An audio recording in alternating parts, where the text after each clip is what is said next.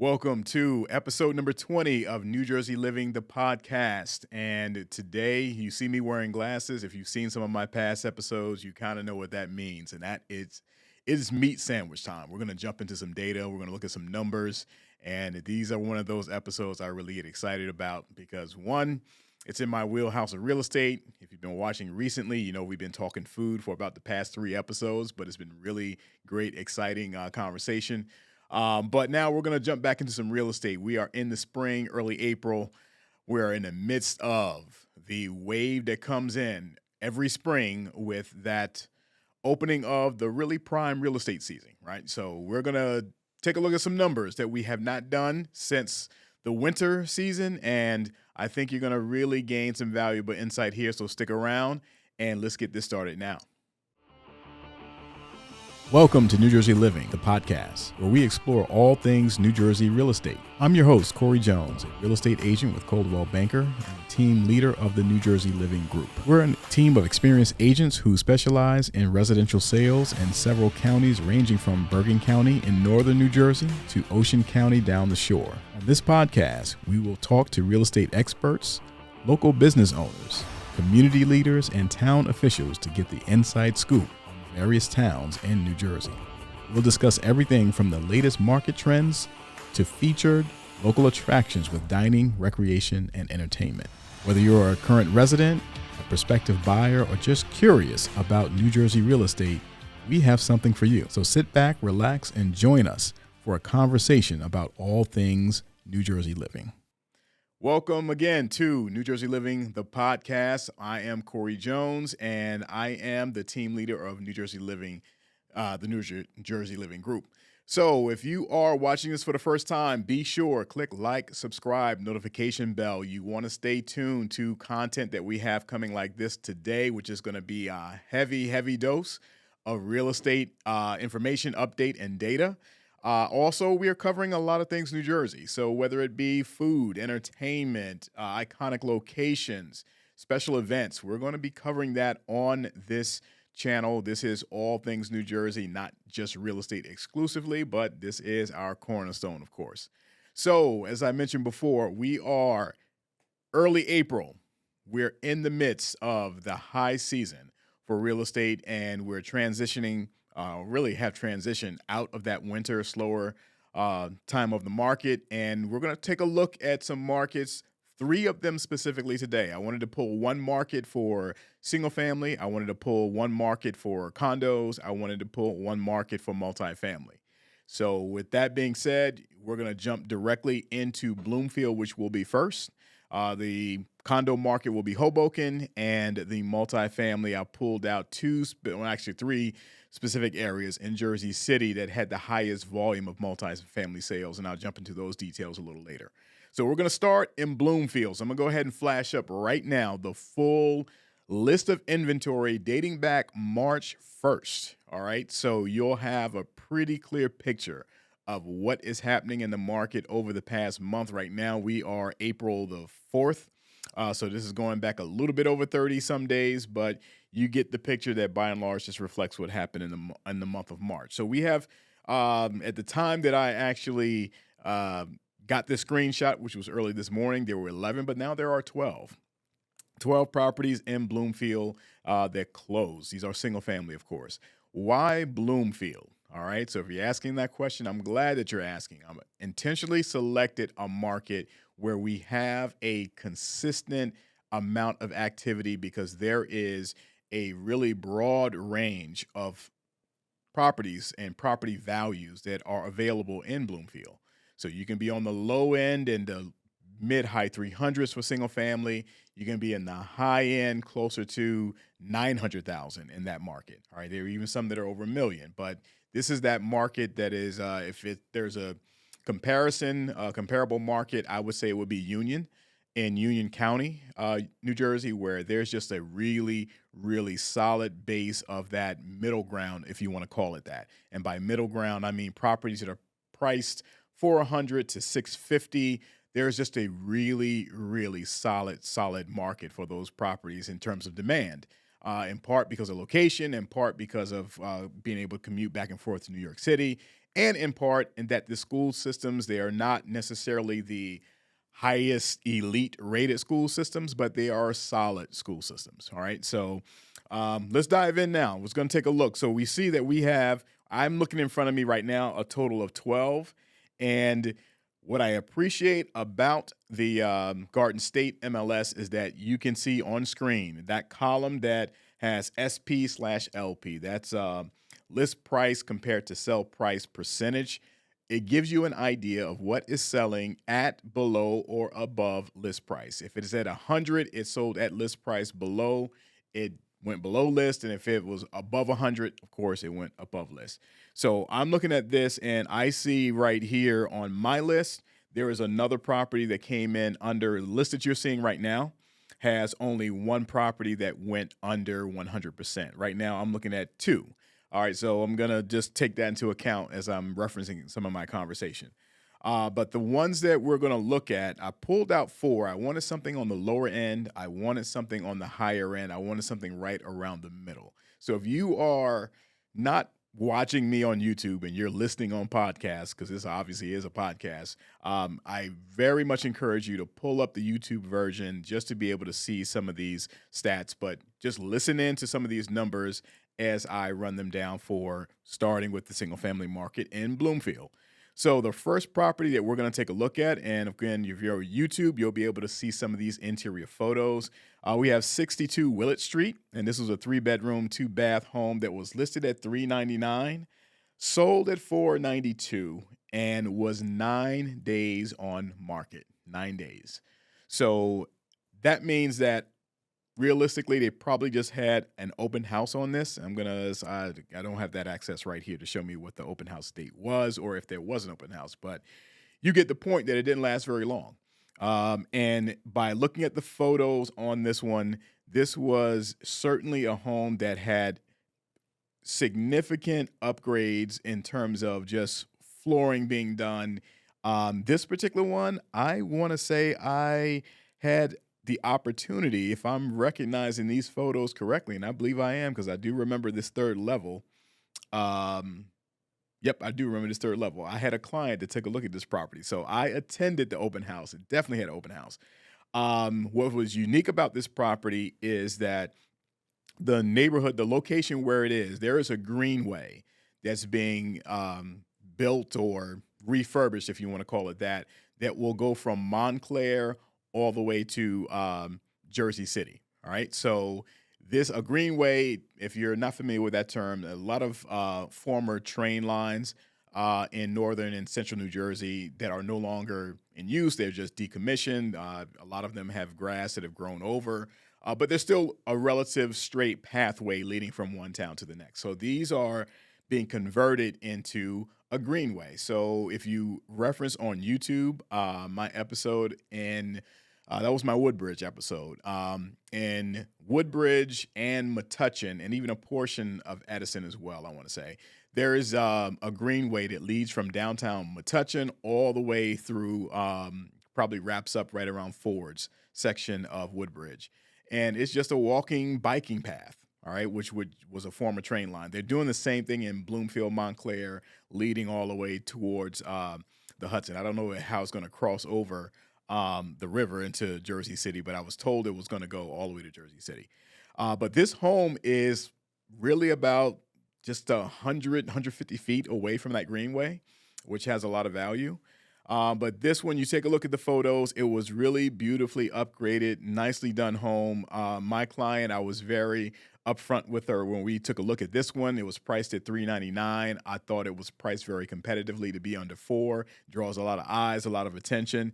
I knew it would go very, very high, given the quality of the renovation and the location. So this one did go at $492. And when we're looking at the larger chart, which you're not looking at right now, most likely, but it went 23% above ask. All right. So we have not seen the 20s on a regular basis as we've gotten outside of that COVID frenzy season, but they still do happen, right? So it's still part of the trend if you have the right circumstance, right home, right price, and we'll see that kind of activity. So next one that we're going to take a look at, I wanted to target something more in the median range, and this was at 37 Day Street. So 37 Day, listed at $549, sold at $600, and this was on the market for 13 days. So we're talking roughly 2 weeks. 3-bedroom, 2-bath home. This one, when you look at the photos, you can see the style is really a smaller colonial style and well maintained. You can see that there's not a ton of upgrades. It has that classic hardwood floor. The trim of the doorways and the windows are still a natural wood. That's something very common when you're looking at pre-war type of construction. Kitchen was upgraded. You can see the cabinetry and the granite countertops, but by and large has kept the same general aesthetic of what the home had through the years. I can see a shot of what appears to be basement with wood paneling, tile floor, fireplace. So yeah, this one had a really nicely upgraded bathroom. So I don't know if that was for the primary suite, but it had one bathroom that was really nicely upgraded. So this one, again, very comfortably going above ask, $549 up to $600. That was a 9%. All right, 9% above ask sale for that one. So we have another two that we're going to take a peek at, and one is 68 Ernest Ave. List price was $674.9, so let's just call that $675. Sold at $727, 5 days on market. Went immediately. Part of that is size, right? So when we look at the size of this one, flash up some photos again. This one is a bit larger of a home. And when we take a look, when we see some of these interior photos, we can see a more recently finished interior. So you're seeing recessed lighting. You're seeing an open concept kitchen. You're seeing refinished, if not new, hardwood floors. This was a total makeover at some point, if not brand new. I'd say recently within the past probably 3 years. It's probably that new. So when we're talking new renovation, something priced at $675 in Bloomfield, it is going to go comfortably above ask, and it's going to go quickly. And this one reflected that pattern exactly. So I'm looking at the renovated date, 2023. So yes, newly renovated, and those are reflected in these photos that you're seeing. And finally, I took at the top of the market, the last one we're going to take a look at, and this one is 29 Oak Ridge Road, listed at $699, basically $700, and sold slightly over $825, 11 days on market. I'm going to get the percentage on that one as well as day. Day was a 9%. Ernest was 8% from 675 to 727, and for Oak Ridge from 699 to 825, that was 18% above ask. All right, so with Oak Ridge, we take a look at some of these photos. We see some brick exterior, interior, very well maintained, newly renovated, no, but a very well maintained home. Oftentimes, what it comes down to when you ask, what was the difference? Why this particular property may have gone? The fact that it went over ask and that it doesn't necessarily have brand new renovations comes down to location. So Oak Ridge, this is 2 blocks from the park. So if you have seen my Bloomfield episode, you will see footage that I shoot right there in the park. The neighborhood around there carries really, really high value.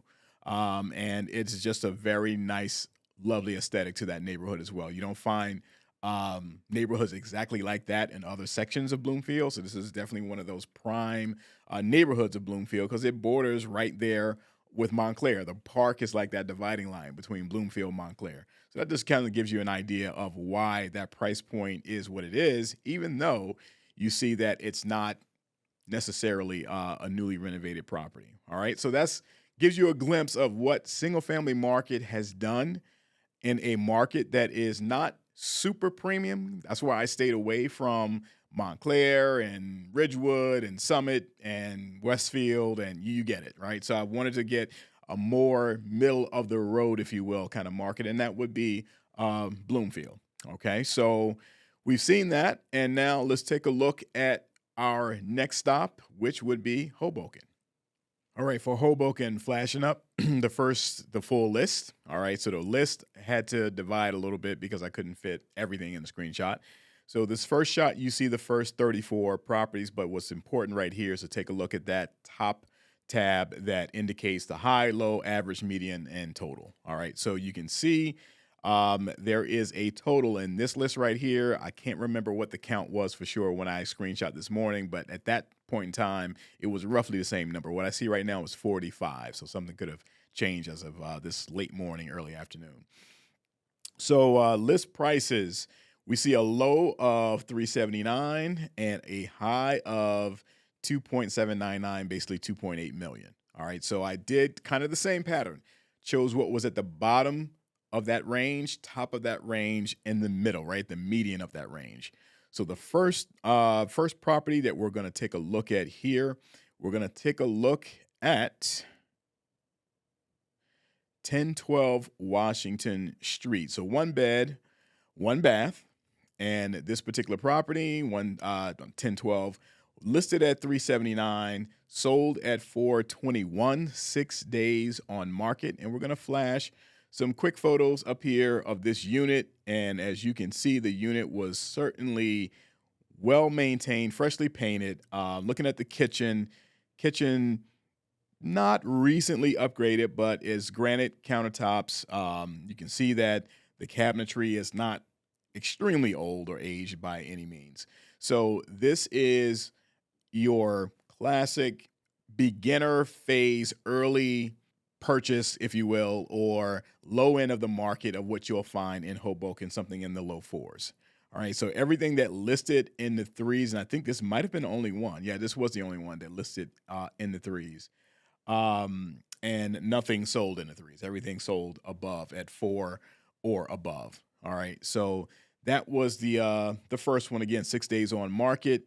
The square footage on this one, and square footage is very relevant when you're in any condo market, but certainly within Hoboken.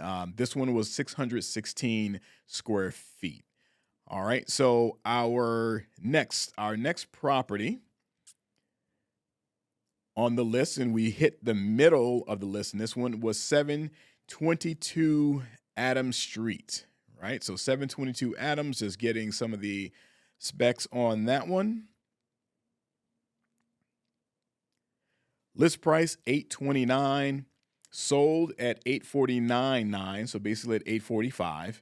2 bedroom, 2 baths, 925 square feet. And with that one, just taking take some looks at photos here. And what's important too is account for parking. This one is hard to describe these sometimes because they're not necessarily lofts all the time on a second level, but you do have units, condo units that are not all on one level. You have 2 floors, if you will, and you find these spiral staircases because it is just efficient in terms of use of space to have a spiral staircase to get from one level to the next. Parking also is something that's very significant, and for this one, parking is included, which is a tremendous value in the Hoboken market, because if you've been in Hoboken, like any other really densely populated area, parking is a premium, comes at a premium. The monthly association fee also is relevant, and this one was at $309. This building, it seemed as though there may have been it's hard to definitively tell, but this doesn't look like a building with a lot of units, and that tends to help with maintenance costs. If you don't have a gym or other maintenance in common areas that have to be maintained with the maintenance fee, that can be very helpful. So this one, maintenance fee is not bad at all at $309, but 8 days on market, this did not last very long at all. So our next property on the list, 332 Monroe, and this was a property that was right at that million mark. I wanted to capture that to really be able to feature what that looks like in this market. 2 bedroom, 2 bath. Square footage is over 1,037 square feet. Maintenance fee is $400. It was listed at $999,999, $1 underneath 1 million, which separates you from that mansion tax, which is a 1% tax on both seller and buyer for the transaction. So this went above 1,030,000. And I'm seeing if parking was included in this one. Has one car and see other remarks. So parking somehow is associated, but it doesn't always mean there's a garage or an assigned space. Sometimes there is an arrangement where the assigned parking may be at a garage or a different location a block or so away. So it's not always right there on site. This one, I'm not 100% sure, so I don't want to say definitively whether it was right there or not. Looking through the photos, you can see this is very much an upgraded unit, which you would expect at that price point. You expect the size at that price point as well.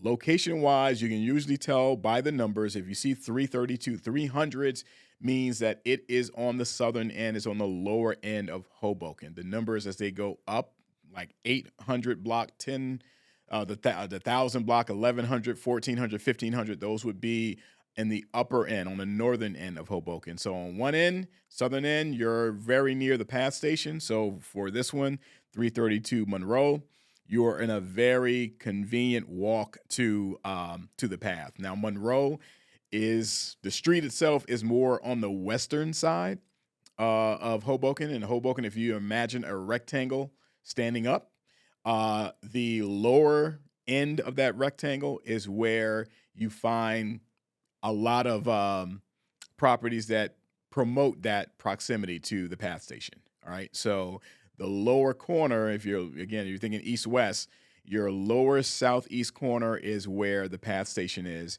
And that's, again, that quick and easy train ride to New York City or to get into Jersey City. If you're at the northern end, there's the ferry. All right. So you have the ferry as an option if you're on the northern end. So Monroe is more on the western side than it is on the eastern side. So it's a little bit of a walk, but still manageable to the path. So this one, again, did not last long, 7 days on market, and went fairly quickly. And then our final property on this list, on the Hoboken list, is 731 Clinton. So when you're talking about the 700s and the 800s, you're right kind of in the middle of the town, right? So this was basically at 2.8 million. So a total of 7 days on market for 731 Clinton, 4 bedroom, 3.5 bath, square footage, 2,150 square feet. Maintenance fee, monthly maintenance is basically $1,500, $1,506, right? So it has one car covered garage, so it does include a garage space, which you, again, would expect at that kind of price point. And you have also rooftop terrace, which is another key factor when you're talking about certain price points. The high ceilings, this is, yes, very much reflective of a higher end luxury and accommodation in Hoboken that only lasted 7 days on market. You get that kind of demand out of Hoboken because Hoboken legitimately is that option if you don't want to either be located in Manhattan or have something that is a little lower of a price. With that being said, Jersey City and Hoboken, they are not substantial savings over what you pay in the city, not anymore. All right. So it's going to be very much comparable. You may get a little bit more square footage and a little bit more upgrade for sure. So for those who are in New York City that may be listening into this or watching, it's definitely worth exploring. Definitely reach out if you have any questions on my end. My contact info is right here in the descriptions. Let me know. I would be happy to assist with any information that would be helpful. But it is, yes, it is certainly a comparable market at this point of where we are in New Jersey, in that section of New Jersey. All right, so we are going to take a look at one other location here, and this is going to be multifamily. Now that we're in the multifamily market, I selected intentionally Jersey City because there is always a really, really healthy volume for that location. In Jersey City, it breaks out into roughly 6 different neighborhoods. I focused on the neighborhoods that had the largest volume over the last month, and all 3 had the same number, which was a total of 6. So we have 18 altogether. So the communities that we're looking at are Greenville, West Bergen, and the Heights.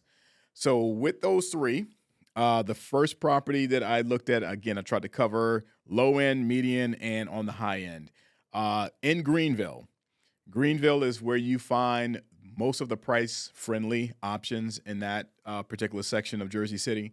And this one, as we take a quick look at it, was listed at $499, actually sold at $450. This was absolutely an investor kind of option, an investor special. It was a distressed home that was something that's going to be purchased and rehabbed and basically sold as a flip. So you look through those photos, it tells the story, something that's not really habitable in its current condition, and is going to be definitely flipped. It was a cash purchase, 13 days on market, right? So that's kind of your low end.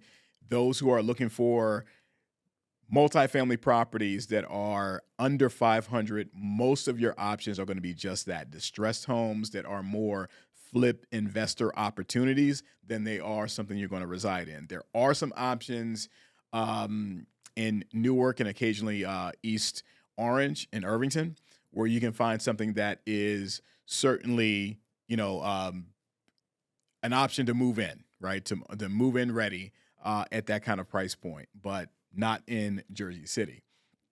So that one was on market, like I mentioned, if I didn't, 13 days. Our next property is in West Bergen. So this is 39A Cater Ave. And looking at these photos, you see why we have a different price point and why we have a different number of days. A different number of bedroom and bath options as well. So this is a total of 6 bedrooms and 2 full baths. You can see that there is garage as well as driveway parking, which is huge when you're talking about Jersey City, kind of leaning into that same Hoboken conversation that we had. So listed at $745, sold at $760, 9 days on market. Taking a look at the photos, you can see that there is really property that is not upgraded, looks relatively well maintained, but not upgraded. So when you're looking in that mid 700 for a multifamily, it doesn't necessarily translate into I'm walking into a newly renovated property. All right, not always. There are some Bayonne options that you can get that for the same price point, but not in this particular case for Jersey City. Our next one, I wanted to go back to Greenville because that one was West Bergen. We started out in Greenville because Greenville can get sometimes has that reputation of area of Jersey City that doesn't sell that high. But in this case, for Greenville, we're looking at 49 Wade Street, listed at $899, basically sold at list, sold at $900. 14 days on market, 5 bedroom, 4.5 bath. This is new construction right here, right? So you're looking at the photos here. This is, if it's not brand new, it is newer, all right? So this is not a property that reflects your typical kind of rehab. This was a newer build. 2 cars for parking, newer construction, and again, although in Greenville, drew at ask for the purchase price. And finally, it is the Heights is our last property that we're going to look at here. And this property is at 131 Hopkins Ave. And in 131, it was listed at $2.1 million, sold at $2 million, 9 bedroom, 7 full bath property, right? So you take a look at these photos, it kind of tells the story. There's parking available. It's just a tremendous number of bedrooms and baths. It's all really newly, if not newly renovated, it could have been new. It looks more new construction as I look at the exterior, but could have been just a full new renovation on this one. But this one reflects what we see quite frequently in the Heights section of Jersey City. a lot of ground up where they knocked a building down and built up on it, or gut renovated, and these are routinely selling in a 1.2, 1.3 and up for multifamily, and sometimes even an individual unit because of the square footage and the number of bedroom and baths on it. So this is giving you a bit of an overview of what we are seeing in the spring. The spring is seeing a very healthy amount of action, although we're just a month in, because April and May are going to produce even more. I would expect numbers to be even higher coming off of that. So this is just a little glimpse of where we are right now, spring season 2024. Thanks again for tuning in. And again, for those who are listening in, I encourage you, take a look at YouTube so you can see some of the videos on this, but hopefully just hearing the audio, the numbers, the days on market, the price points gives you an idea of what's happening in this market that's not really slowing down. All right. So thank you again for tuning in. Be sure to click like, subscribe, notification bell. My info is in the description here. Feel free to reach out. I encourage you to reach out, whether you're looking to buy, sell, just get more insight on the market. Whatever I can do or my team can do, we will be happy to assist. So until the next time, next week, stay safe and stay tuned to New Jersey Living.